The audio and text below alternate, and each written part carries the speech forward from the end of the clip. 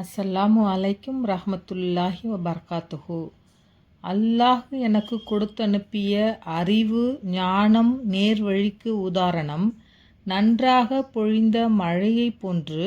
மழையை பெற்ற நிலம் 3 வகைப்படும். முதல் வகை, மழை பொழியப்பட்ட பூமி சிறந்த விளைச்சல் தன்மை உடையது.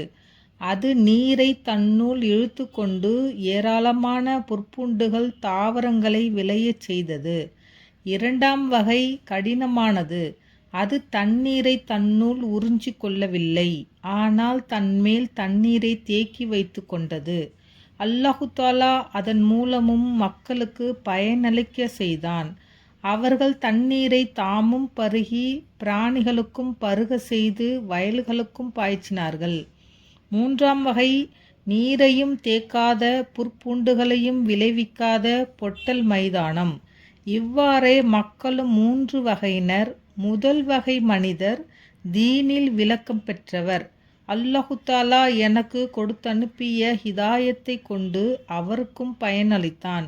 அவர் தாமும் கற்று பிறர்க்கும் கற்பித்தார். இரண்டாம் வகை மனிதர், அவர் பலன் பெறவில்லை, ஆனால் மற்றவர்கள் அவர் மூலம் பலன் பெற்றனர். மூன்றாம் வகை மனிதர், நான் கொண்டு வந்த இல்மை ஏறெடுத்தும் பார்க்கவில்லை. அல்லாஹு தாலா எனக்கு கொடுத்தனுப்பிய நேர்வழியையும் அவர் ஏற்கவில்லை என்று ரசூலுல்லாஹி ஸல்லல்லாஹு அலைஹி வஸல்லம் அவர்கள் கூறியதை ஹஸ்ரத் அபு மூசா ரலியல்லாஹு அன்ஹு அவர்கள் அறிவிக்கிறார்கள்.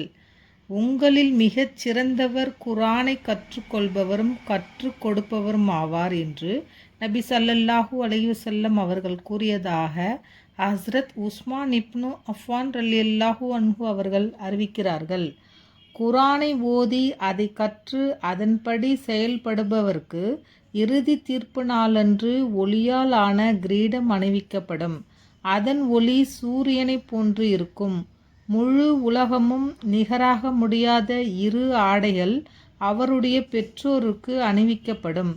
இந்த ஆடைகள் எங்களுக்கு எதன் காரணமாக அணிவிக்கப்படுகின்றன என்று அவர்கள் கேட்பார்கள்.